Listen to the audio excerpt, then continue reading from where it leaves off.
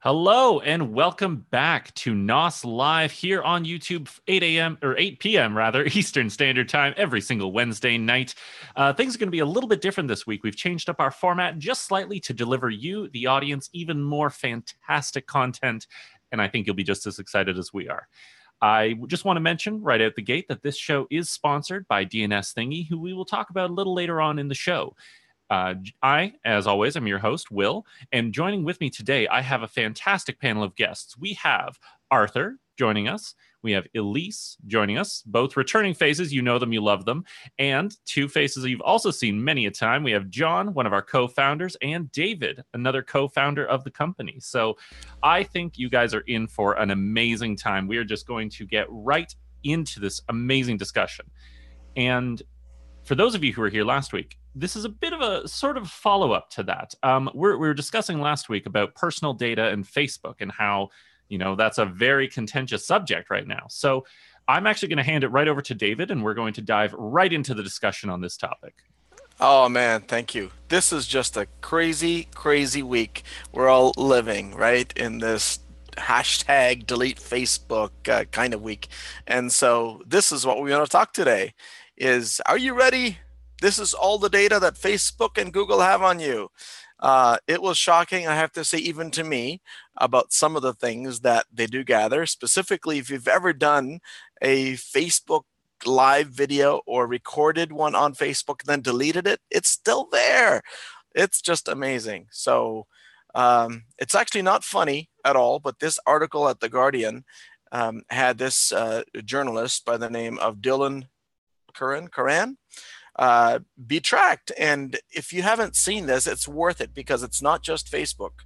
Google and others have an incredible amount of data. So what do you guys all think? I know Facebook's getting all of the attention, but is Facebook really that bad, or are they just caught? Or both? Yeah, I think both is a valid answer. Well, the one article I read, a lot of people are starting to download their personal data from Facebook, which you can do under your account settings. And so I downloaded my own personal data because I was interested to see. I'm a infrequent Facebook user myself, but I thought, it'll be interesting because I've been on since 2007 or whatever, like see what they've got on me. And I was kind of underwhelmed. I mean, it wasn't, you see people saying, oh no, they got every single call log and this and that, and people that, and lots of stuff like that. Nothing like that for me.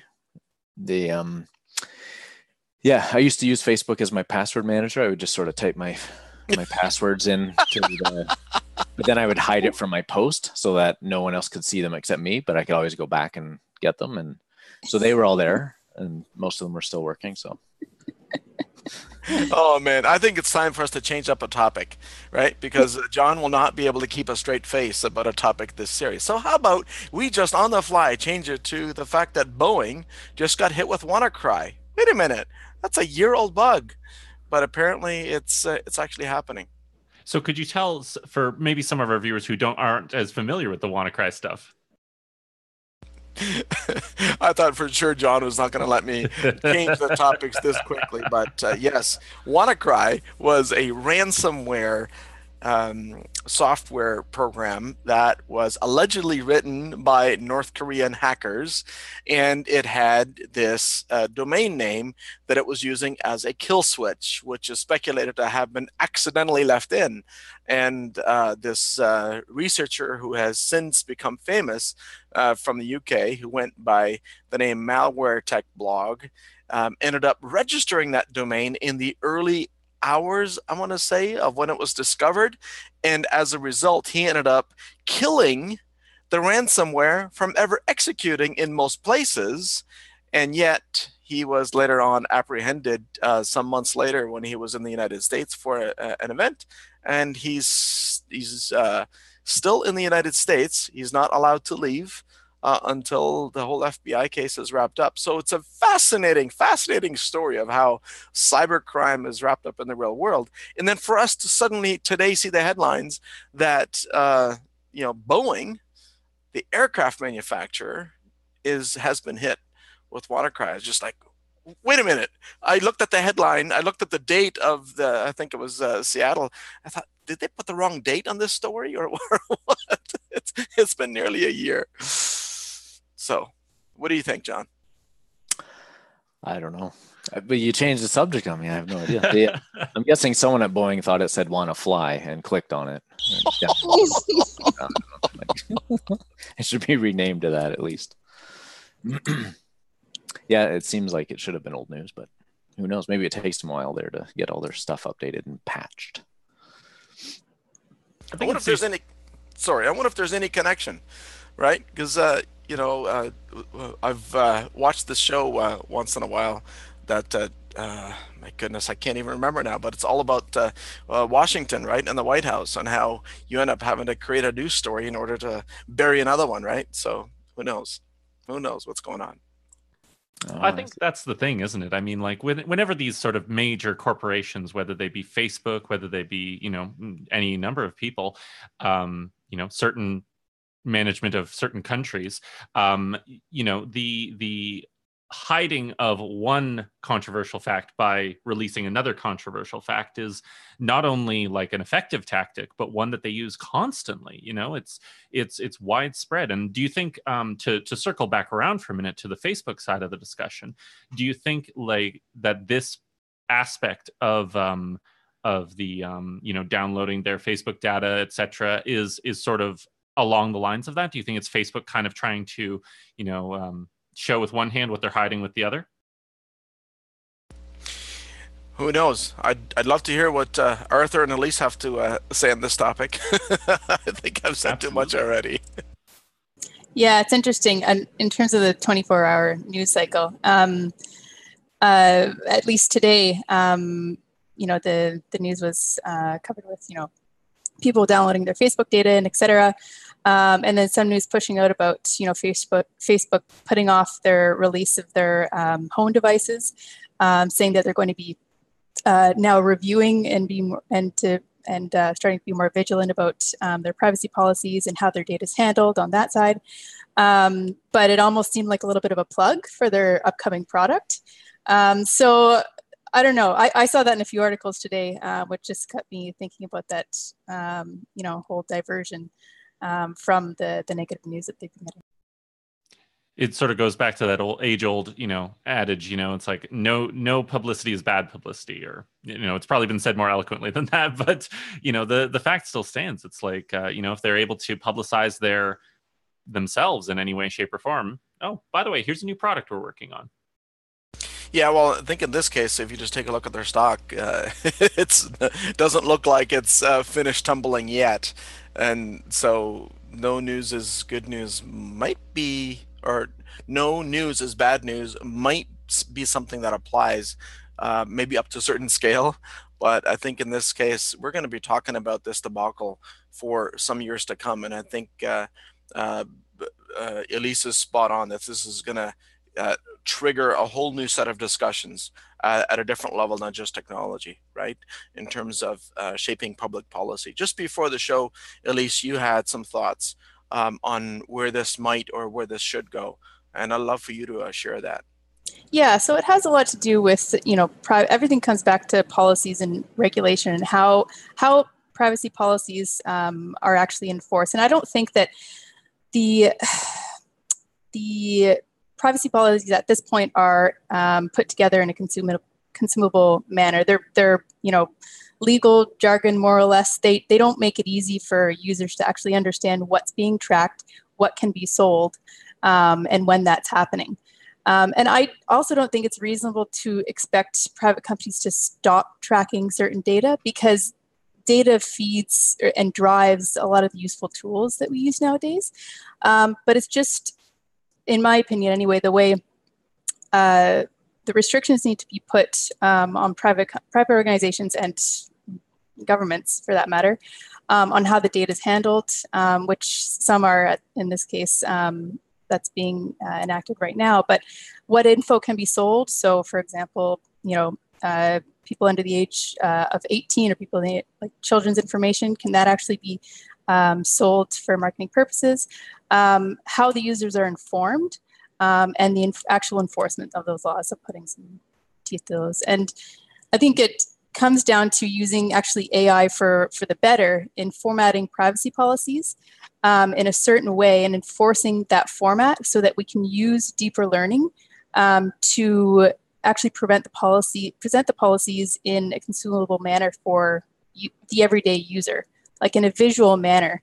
It actually ties into my tip that I have in a couple of minutes. But yeah, that's my 2 cents in there.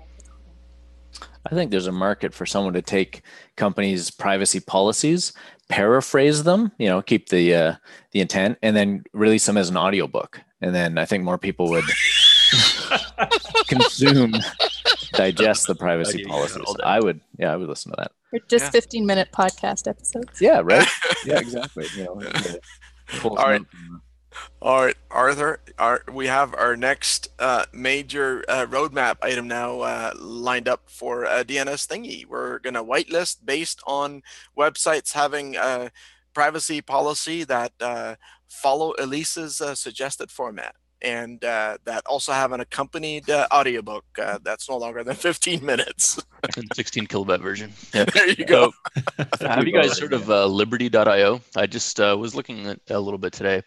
So it looks like some companies are trying to capitalize on this whole idea of people wanting to not just let anyone use their information. So Liberty, they basically allow users to sell their personal information using the blockchain. I don't see why anybody would do that, but apparently they think there's enough of a market for it. I mean, in a world where, as John Hart posted in the chat, he said, I think nowadays it's to be assumed that anything you post or share online will be collected / logged. And going forward, we need to be more educated on what we choose to share. And I think that's part of it, is because so many, especially of the younger generation, are so used to just sharing everything. So I mean, I see a business model being, as you mentioned there, Arthur, being a bit interesting, because they're willing to give their info away for free. So they say, well, why not give it away for money? I think that might be maybe where that sort of market exists, if you will. Kind of makes sense. There are a lot of people who wouldn't mind just saying, yes, my favorite drink is this, and I don't mind if I see ads about it. And yay, I made $2. Exactly. Right. I think actually Google's been doing it for a long time. They have their Google Opinion Rewards, where you have a little app on your phone. I had it myself for a little while, and they just say, what are your opinions on this brand or this brand? Do you like this one more or this one more? And then at the end, they give you 10 cents to $1 in Google Play credit. It's everybody wants to share their opinion, I think. And sorry, not to cut you off there, but speaking of opinions, I actually want to jump right into Elyse's tip that she mentioned here. She said she had a very excellent one for us to share.